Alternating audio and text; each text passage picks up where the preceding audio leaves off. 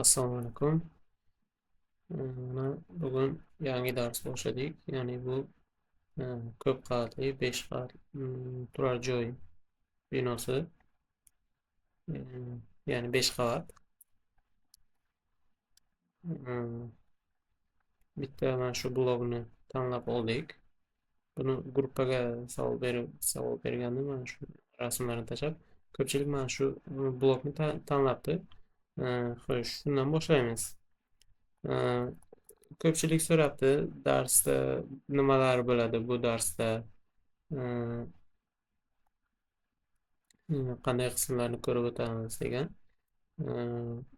Xo'sh, aytib o'tsam bir boshdan. Bu darsimiz ham avvalgi darsimizga o'xshab, просто AutoCADda chizamiz, razработка qilamiz. Hali Lirada расчет qilmaymiz. Mana shu darsni tugatsak tez keyingi darsimiz albatta lirada расчет qilish bo'ladi. Ya'ni lirani bir boshdan o'rganib расчет qilamiz. Hozircha mana shuni chizib turamiz. Bunday deyishimdan maqsad asosan avval ko'pchilik hamma konstruktorlar avval razработкani to'g'ri chiza olishi kerak. Ya'ni AutoCADda avval chiza olish kerak, konstruksiyani qila olish kerak, o'qiy olish kerak chizmani. Keyinchalik hisob kitob ishlariga o'tadi. Liraga masalan yoki boshqa dasturga. Masalan, arxitektura firmalariga ishga borganda yoki o'rganishga borganda, shogirdlikka borganda hamma ustozlar albatta avval mana shunaqa razработка ishlarini berib, o'rgatib, keyinchalik lirada расчет qilishni o'rgatadi.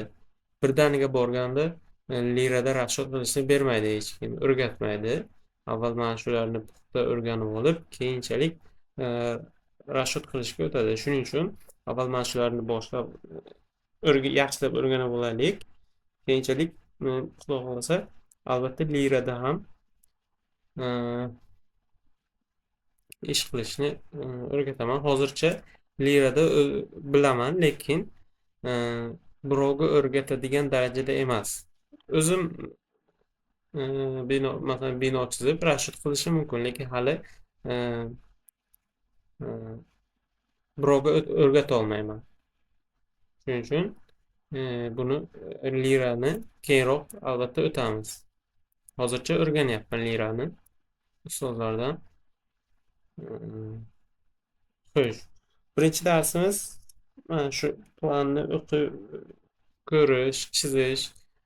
Ya'ni gruppamizda so'rabdilar bir kishi razrezni ham chizishni o'rganaylik deb. Aslida bu binoning razrezi konstruktor chizmaydi. Birinchi darsimizda tanishtiruv bo'lgani uchun razrezni ham qisqacha tezroq ko'rib o'tamiz. SPDS'da razrez belgisini qo'yib olamiz. Razrez arxitektor beradi. Masalan, chizib beradi. Razrezning chizishdan asosiy maqsad binoning balandligini aniqlab olish, qavat balandliklari, xona balandliklarini aniqlab olish, tomning balandliklarini aniqlab olish va zinalar soni aniqlab olish. Asosiy maqsad shu. Va razrez chizig'i ham shunga bog'liq. Qayerdan kesib o'tayotganini shu chiziq bilan ko'rishimiz mumkin. Agar hozir razrezni bu tomonga qo'ysak, mana bu razrezimiz bu tomonga qarayapti. Bu tomonga qarayapti. Mana bu zinani kesyapti, lekin mana bu zina ortda qolib ketdi. Bu ko'rinmay qoladi. Shuning uchun mana shu zinani ham kesib o'tamiz. Bu zina kesib o'tiladi va bu kesilmaydi, lekin baribir ko'rinadi bizga. Chunki bu tomonga qarab turibdi razrezim. Xo'sh, mana shuni boshlaymiz. Avval kesib o'tilayotgan joylarga chiziq tortib olamiz.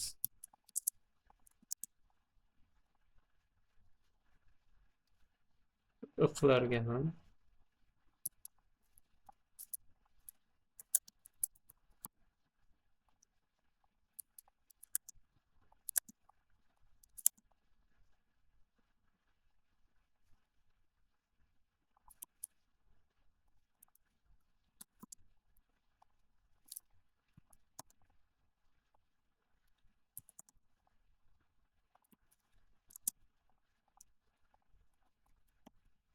Ortiqchasini kesib tashlaymiz.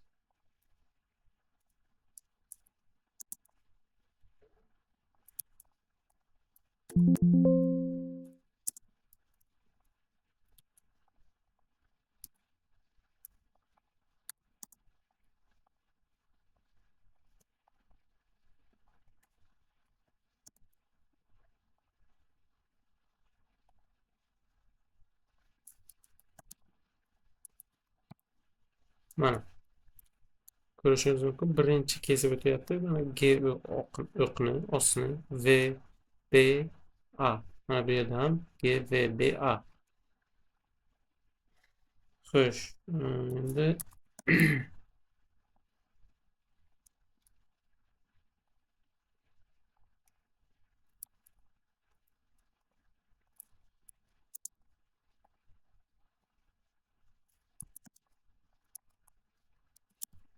mana bu birinchi qavatimiz.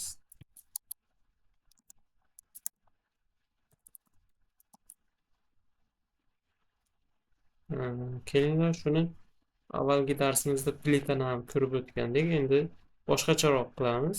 Ya'ni monolit usulida qilamiz.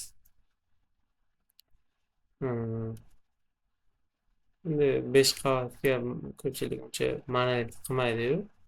Biz endi bu baribir bu o'zi aslida qurib bo'lingan bino. Men shunchaki oldim.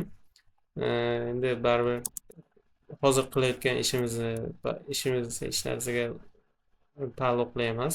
Shuning uchun o'zimiz xohlagandek konstruksiya qilib ketamiz. O'zimizga keraklidek. Avvalgi darsimizda plita qilgandik. Endi monolit orayopmani monolit usulida yaxlit, ya'ni yaxlit orayopman temir betondan usulida ko'rib chiqamiz. Qalinligini 16 sm qilamiz.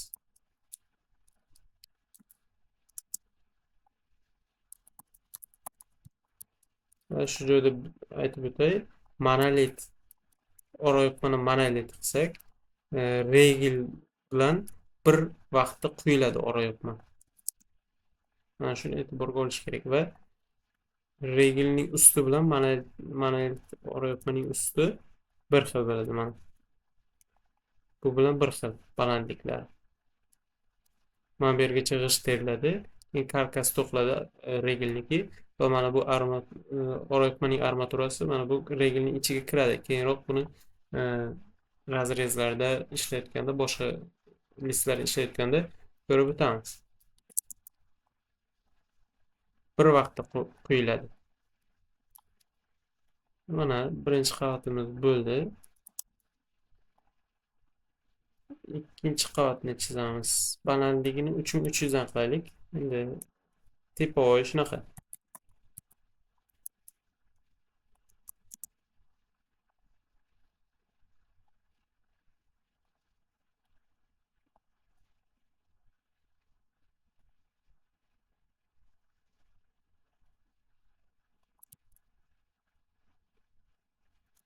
Binoyimiz 5 qavat. Endi podval, ya'ni yerto'la.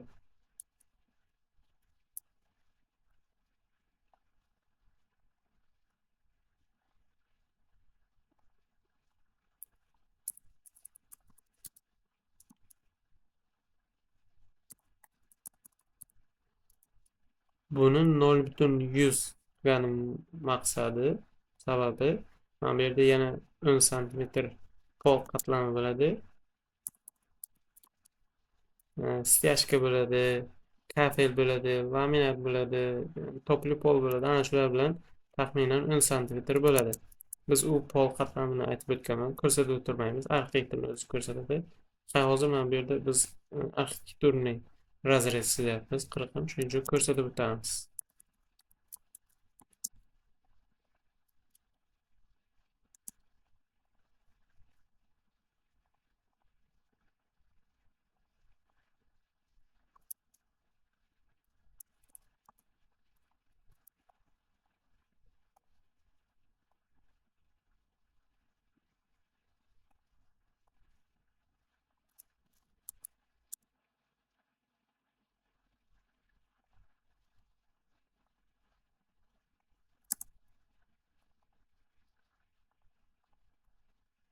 Bu yerda bironta ishtirokov qo'ysak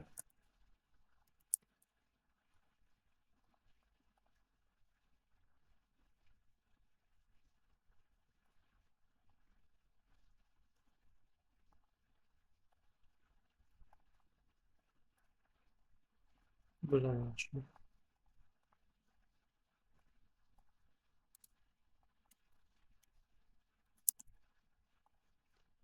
Qolgan qavatlarga ham qo'shib qo'yamiz. Bu tomon shart emas.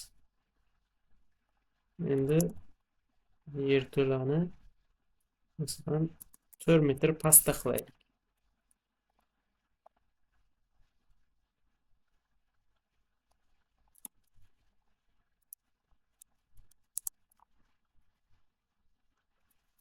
Fundamentini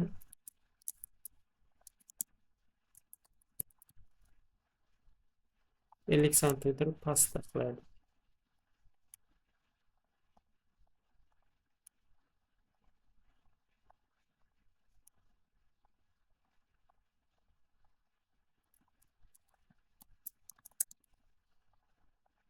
Biz lenta fundamentni ko'rib chiqqandik. Endi kelinglar yaxlit splashni fundamentni ham ko'rib chiqamiz.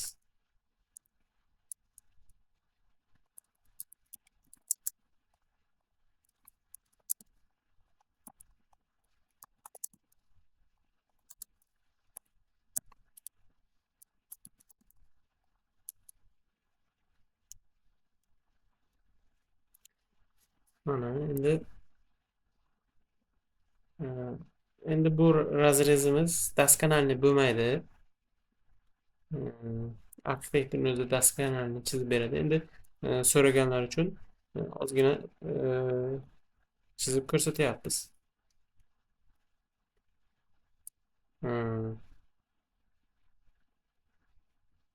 Xo'sh, endi zinani ko'rsatamiz. Birinchi qavatning zinasi bu G osti, mana bu bor ekan tashqi zina. Mana bu yer, mana bu bitta, ikkita, uchta zina bilan mana bu yerga ko'tarilyapti. Bunday tekis keladi.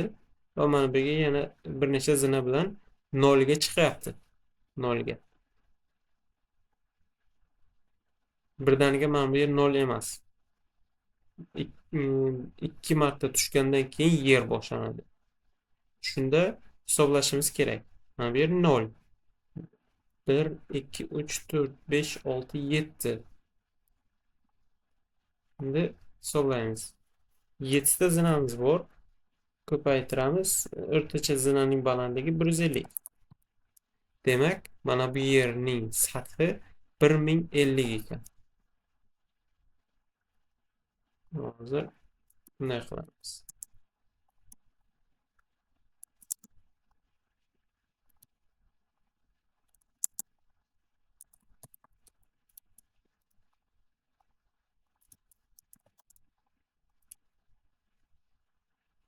Bir ming ellik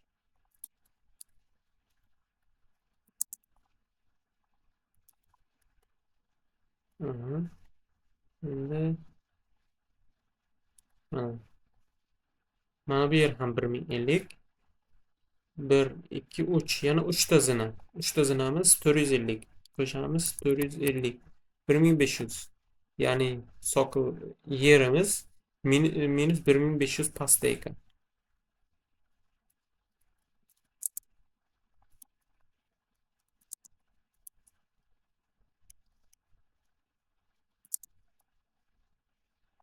O'qdan 1200.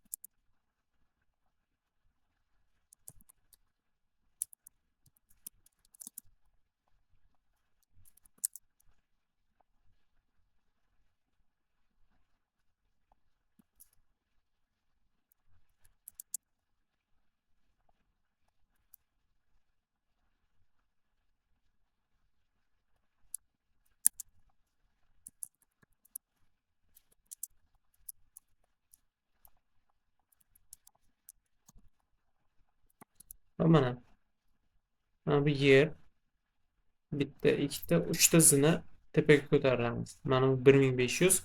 Uchta zina tepaga ko'tarilsak 150 dan 450. 1500 dan 450 ni ayirsak, mana bu yer 1050. Va mana bu yerda yana 7 ta zina bilan chiqamiz. 0. Xo'sh, endi mana bu zina nechidan boshlangan? 3 metrdan boshlangan ekan. O'qdan.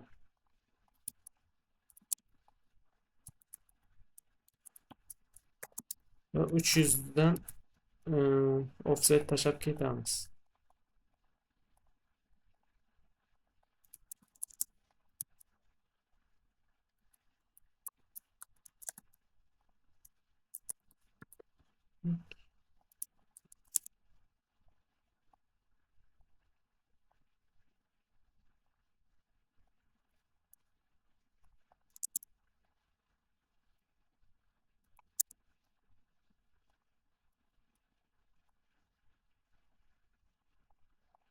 Va mana bu 7-chi zinani ham qo'yamiz. Mana sanaymiz. 1, 2, 3, 4, 5, 6, 7 ta. 7 ta zina bo'ldi. Endi mana buni ko'ramiz. O'qdan 1600.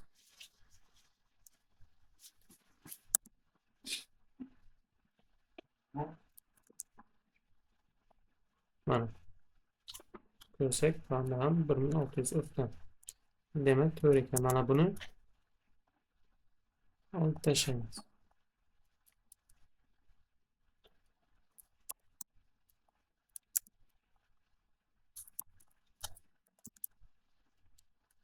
Zinaning qalinligini 160 qilamiz. Mana bilan bir.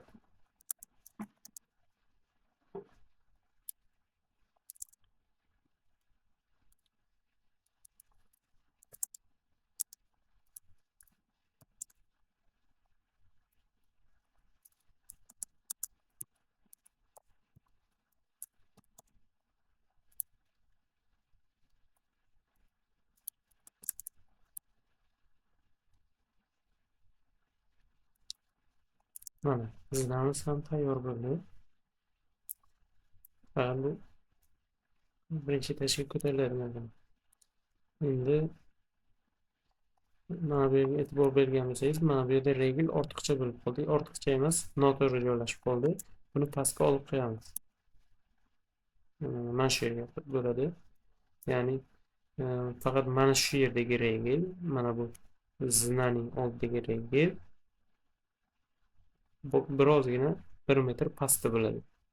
Boshqalariga qaraganda, bularga va bularga qaraganda 1 metr pastda bo'ladi. Faqat mana shu birinchi etajda, qolgan etajlarda bir xil ketaveradi. Faqat mana shu yerda ozgina pastda bo'ladi. Faqat mana shu oraliqda, mana bu oraliqda, ya'ni 3 metr oraliqda qolgan joylarda bir xil ketadi. Endi pastga tushadigan zina qilishimiz kerak.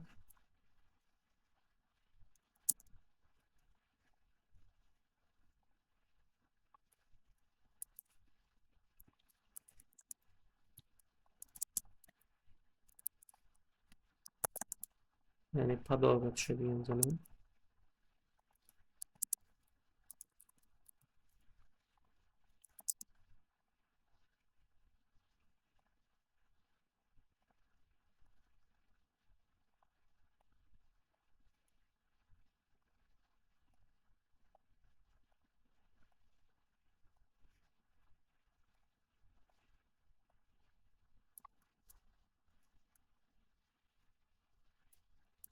Podvalga tushadigan zinaimiz.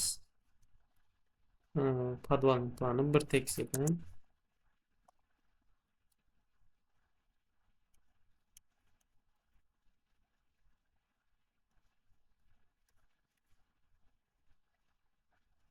Ha, mana bu ufqdan o'tib ketsa ham hech narsa qilmaydi. Mana bu yerda devor bor ekan.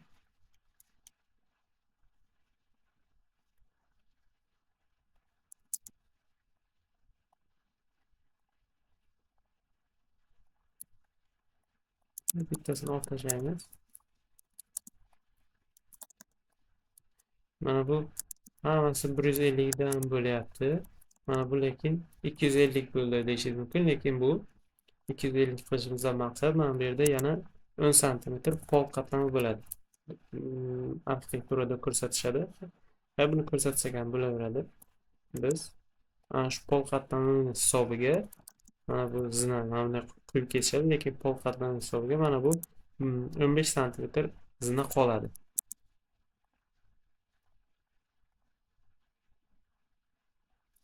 Mana shu narsalarni ham hali konstruksiyaga e'tiborga olib ketamiz. Bu arxitekturada uncha doskonalikni ko'rsatib o'tirmaymiz.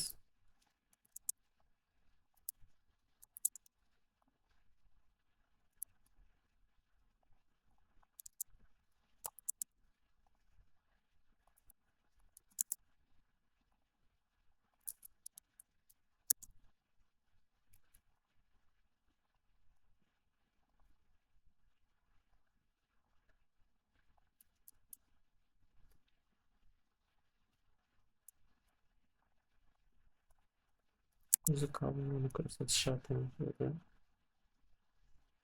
Xo'sh, endi qolgan qavatlardagi zinani qilamiz. Zina mana bu yerdan boshlanadi ekan.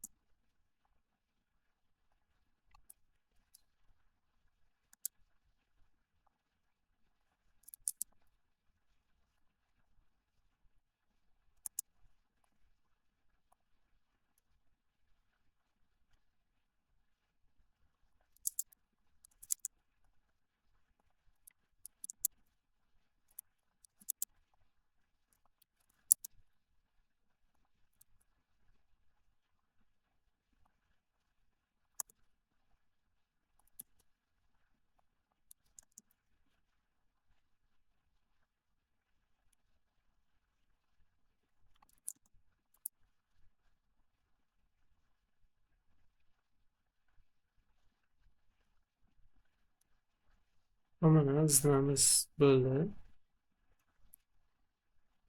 Lekin nimagadir mana bu 1 santimetr olib qoldi.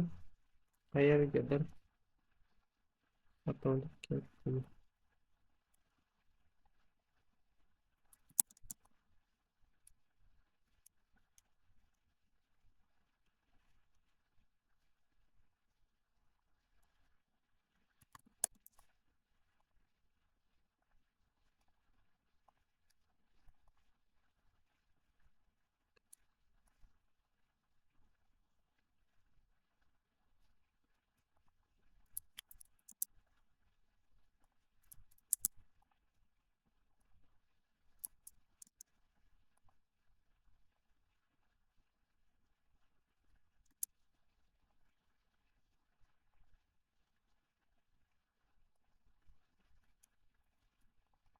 Bu pol qatlamining o'zi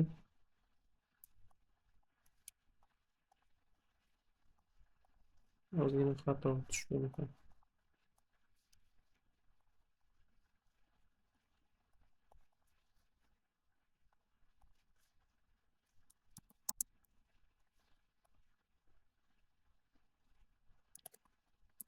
Bir santimetr bo'ldi.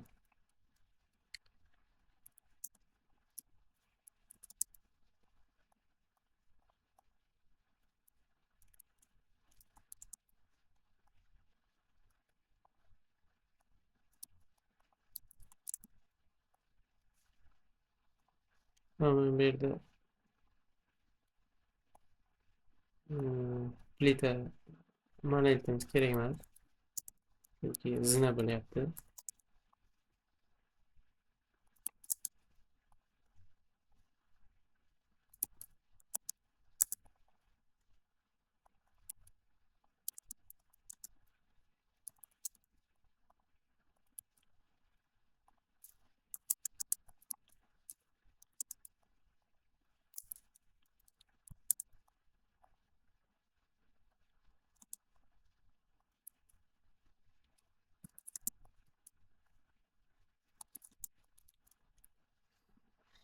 Endi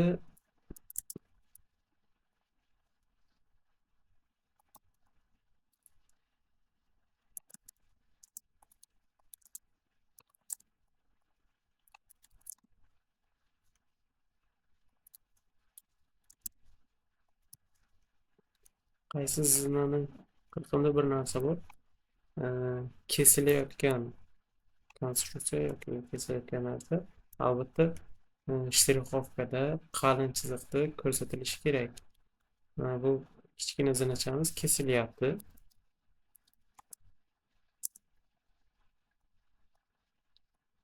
Shuning uchun uni asosiy qilib ko'rsatamiz.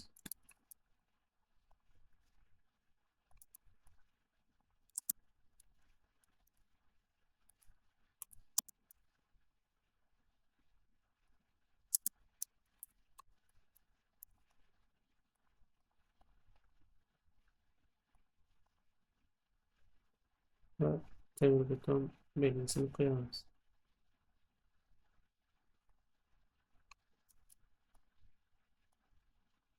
Shtrixovkasini.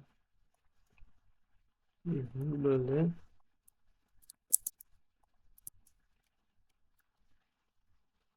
Va mana e'tibor bergan bo'lsak, bu zina kesilyapti, lekin bu kesilmayapti, lekin ko'rsatiladi ular. Keyin mana bu zina kesiladi.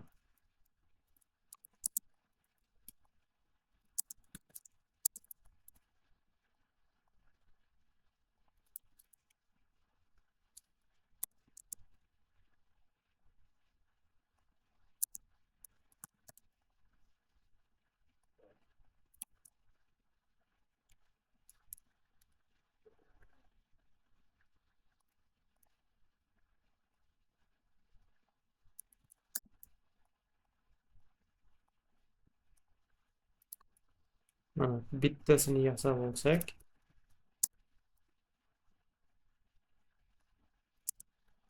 qolgan etajlarga shuni ko'paytirib olib ketaveramiz. Va mana bu yerda zinaning balkasi bo'lishi kerak, ya'ni zinaning maydonchasi tayanishi kerak qaysidir narsa konstruksiyaga. Va uni kengligini 400 qilamiz, mana shu devorga moslab, balandligini esa 300 qilsak yetadi.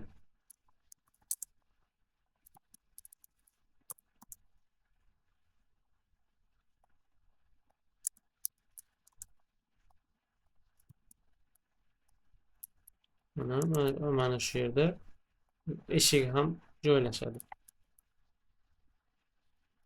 Sal ko'proq joy qilibdi, hech narsa qilmaydi eshikka.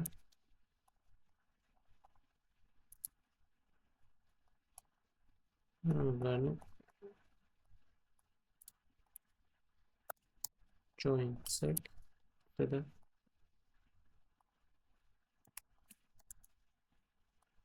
Böyle hammasini ushlab olamizda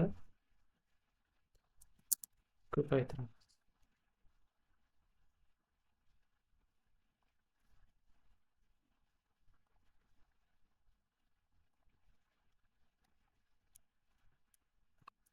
Va bo'ldi. Tomga chiqish shart emas.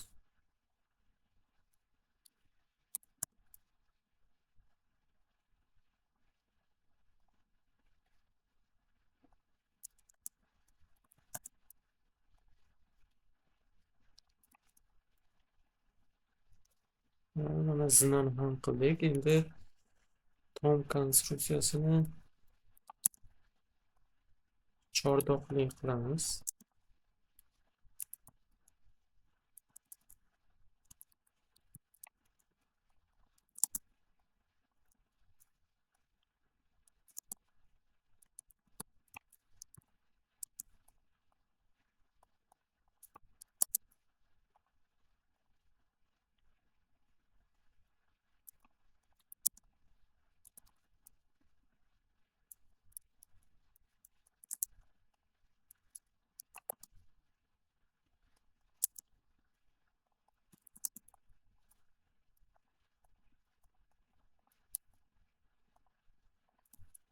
Mana bu yerda stropila tom kelib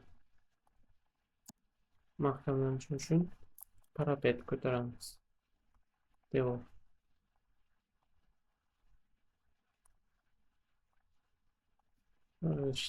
G'ishtdan bo'ladi baribir. G'ishtning strukturasini berib qo'yamiz.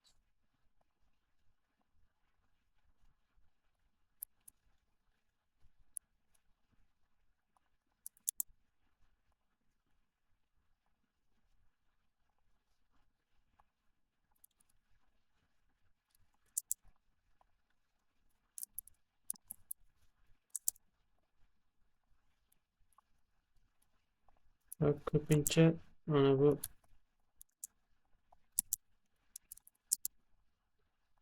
balkonning usti bilan regning tagi anavi bilan zinaxonaga yorug'lik tushishi kerak. Shuning uchun deraza qilishadi.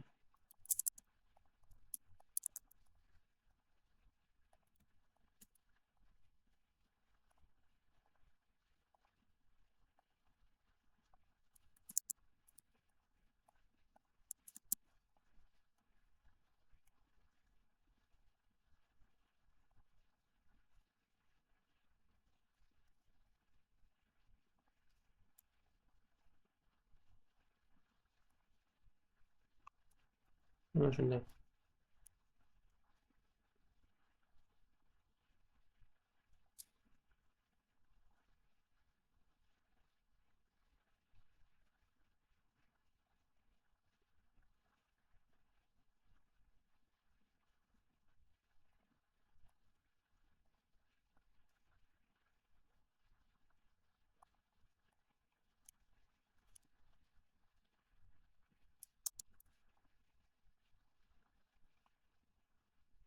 Menimcha mana shu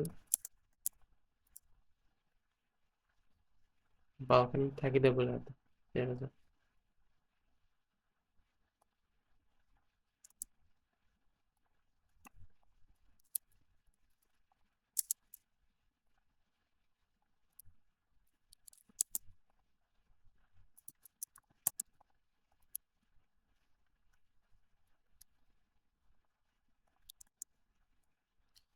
Mana chizib oldik. Mana bu shartimiz bizga.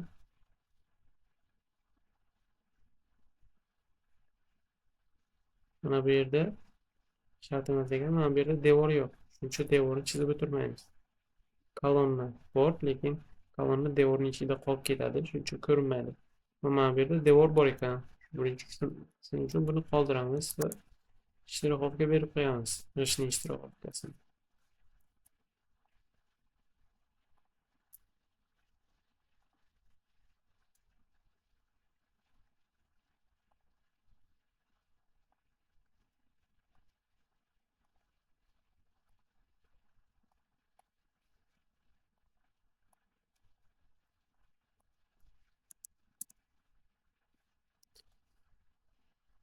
Mana bu yerda kesyapti. Yana deraza ham bor. Deraza ham berib qo'yamiz. Derazani regelning tagigacha berib qo'yamiz. Ortiqcha ish qilmasdan.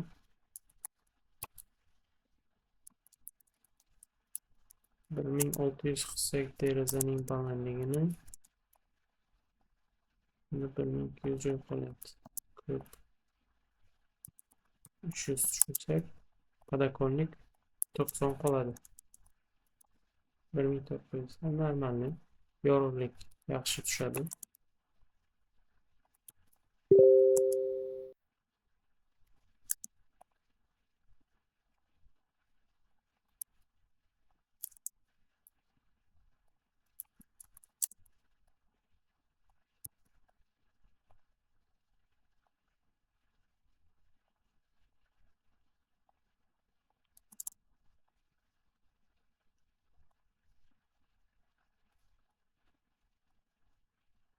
Derazani ham har bir qavatga qo'yib chiqamiz.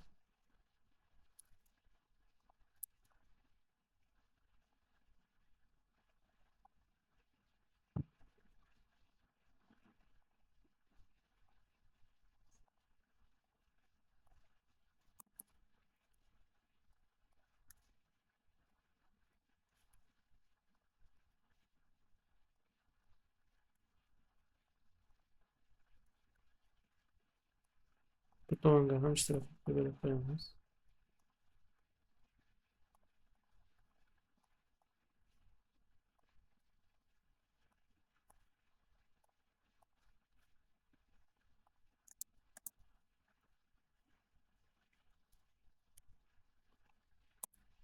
Podval qismi devorlari g'isht bo'lmaydi, tashqi devorlari.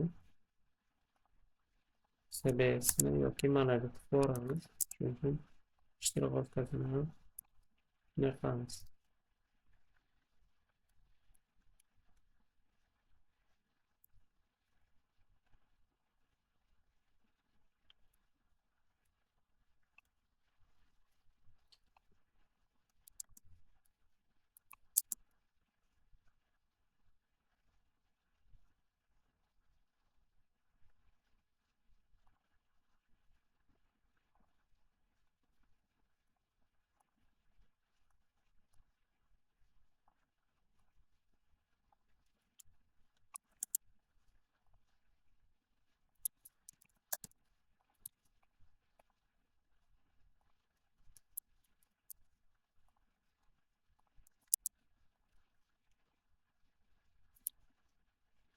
Bular tashqi tarafdan bo'ladi.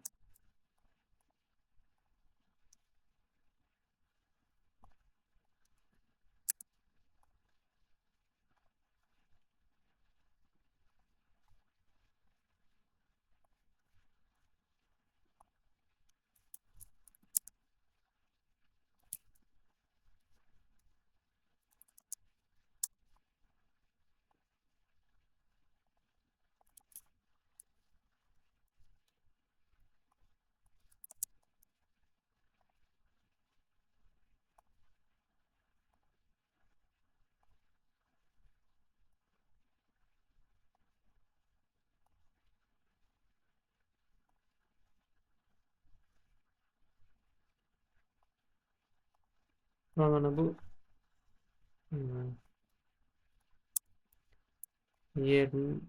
yerning qatlami. Yer bor degan ma'noni bildiradi.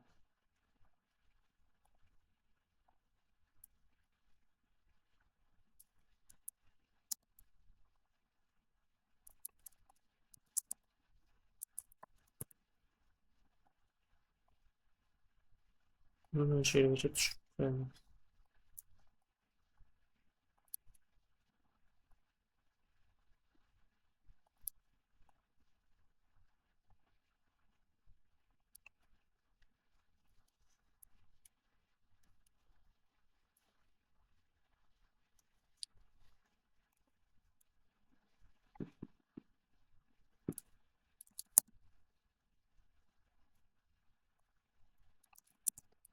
Bu yerda ma'lumotlar bo'ladi.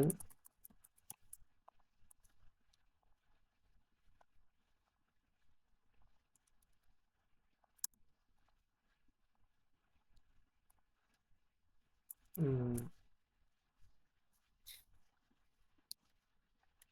Strapilalar birlashtirib turadi.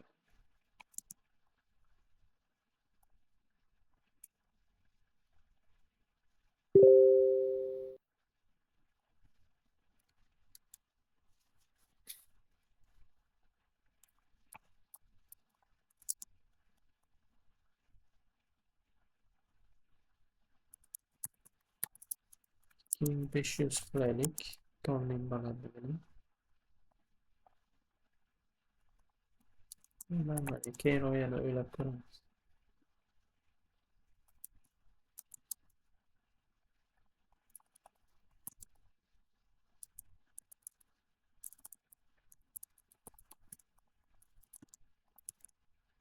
8 chiqaraylik tomni. Strapping.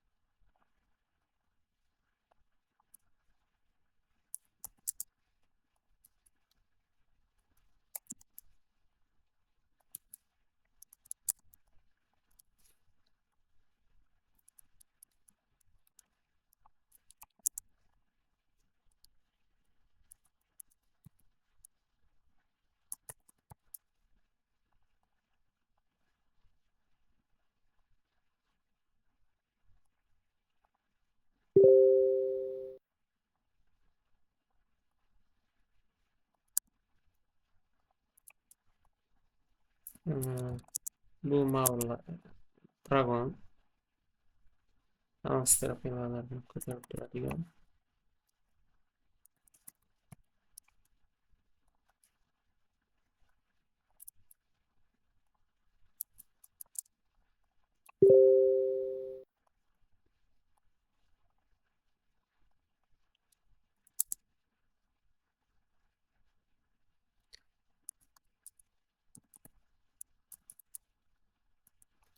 Hammasini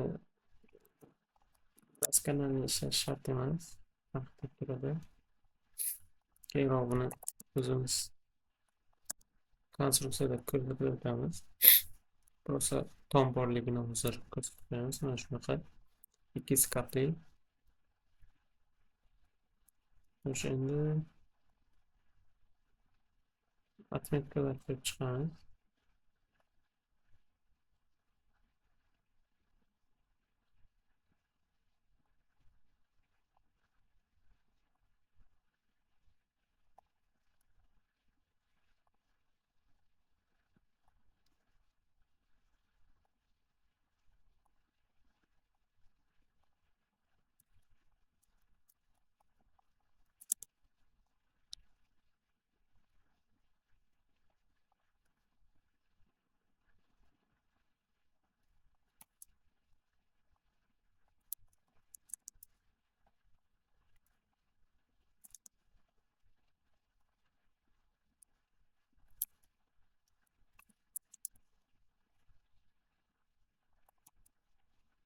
Hammasini bir tekis qo'yamiz.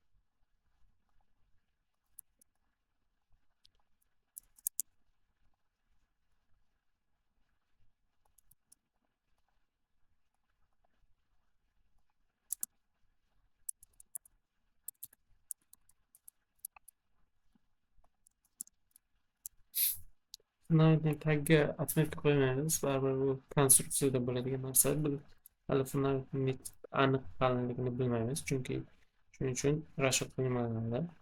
Shuning uchun tagiga отметка berib o'tirmaymiz. Buni konstruktor hal qiladi. SPDS'ning shunday qulayligi bor. Nolni ushlab hammasini nol turibdi. Birinchi nolga nisbatan hammasini aniqlashtirib oladi. Mana boya aytgandek, zinaning usti 1050, yer 1500, hammasini to'g'rilab oldi. Tepalarini shunday qiladi. Mana o'zgardi. Mana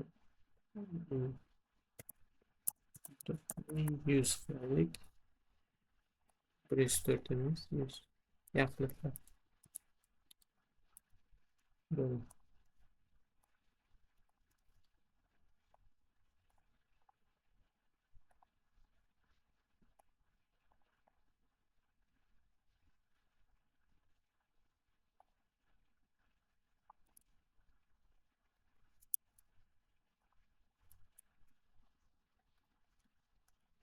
Bir yerga atmetib qo'yaylik.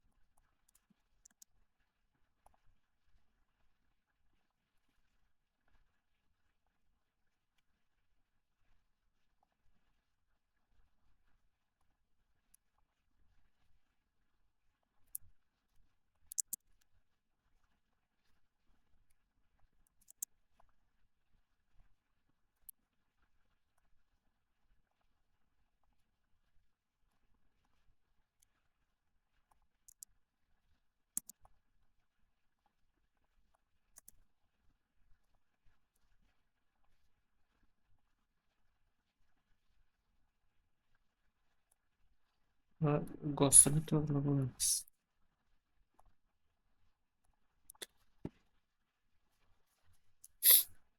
Endi bitta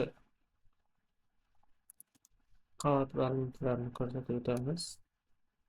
Qavat balandligida mana shuni aytishadi. Pol sathidan tepa qavat polning sathigacha.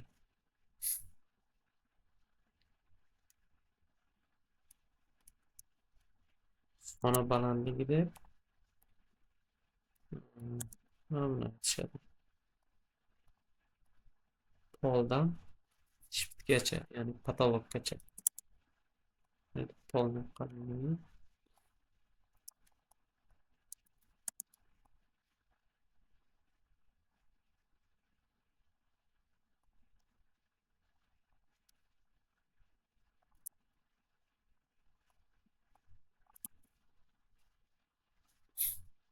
Keyinroq bunga qanday izolyatsiya qatlam qo'yishni o'ylab ko'ramiz. Baribir shunday turmaydi. Issiq sovuq o'tib ketadi bundan. Keyin mana bu xonalarda mana shuncha qalinlik bo'ladi, lekin mana bu koridorlarda boshqacharoq qatlamlar bo'ladi. Baribir tokli bo'lgan shunaqa narsalar degan narsalar bo'lmaydi. Sal boshqacha qatlam bo'ladi. Buni baribir bu doskональный razrez bo'lmadi. Bu umumiy razrez, qisqacha qilib.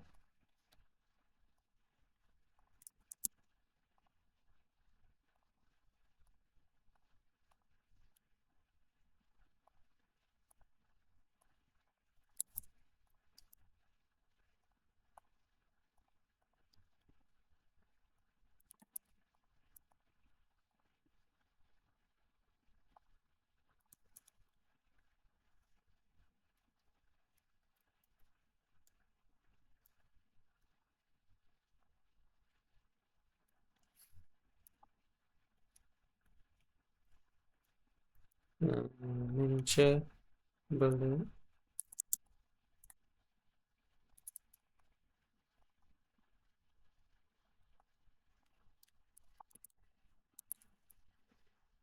ruschasiga razrez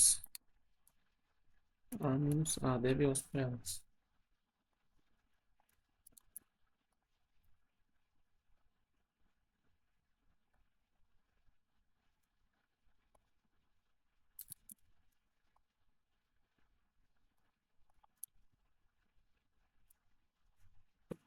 Xo'sh, mana razrezimiz ham tugadi.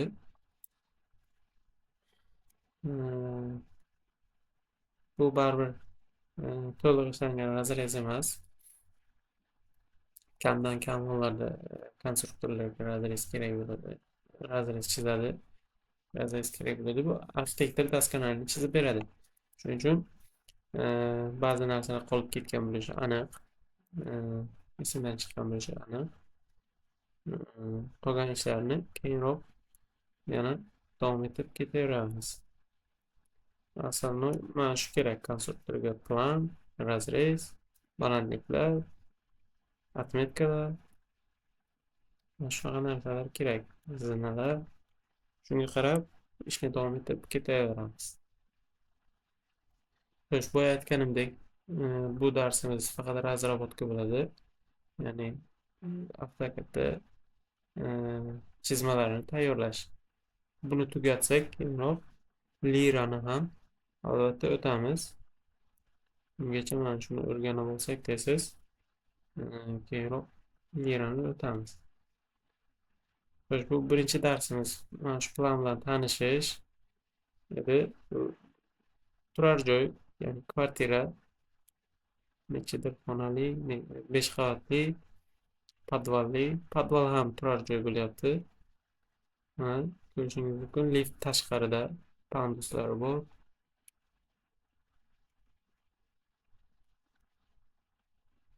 Konstruksiyasini aytadigan bo'lsak, karkasli bo'lyapti. Kolonna regilli, ya'ni ora yopmalari monolitli, yaxlit, quyma temir betondan. Tom yopmasi ham shunaqa. Tom qatlamasi chordoqli, strofilali yog'och konstruksiya. Mana shu qolganini keyingi darslarda batafsil bitta-bitta ko'rib chiqamiz. Bu darsimiz tanishuv edi. Ya'ni orada razrez ham chizib ketdik. Gruppada so'raganlar uchun. Keyin bizning Telegram gruppamiz bor. Kanalimiz ham bor. Shu YouTube kanalini sahifasiga o'tsangiz, hammasi yozilgan. O'sha yerga savollaringiz bo'lsa, yozishingiz mumkin. Qo'limdan kelgancha javob beryapman. Va ko'plab odamlar ham bor, ular ham javob berishyapti. Xullas, YouTube kanal, Telegram kanalga yoki gruppaga o'tsangizlar, bemalol savol berib, tushunmagan joylaringizni so'rashlaringiz mumkin. Bugungi darsimiz mana shular edi. Harakat qilamiz keyingi darslarni ham tezroq qo'yib borishga. Xayr, salomat bo'ling.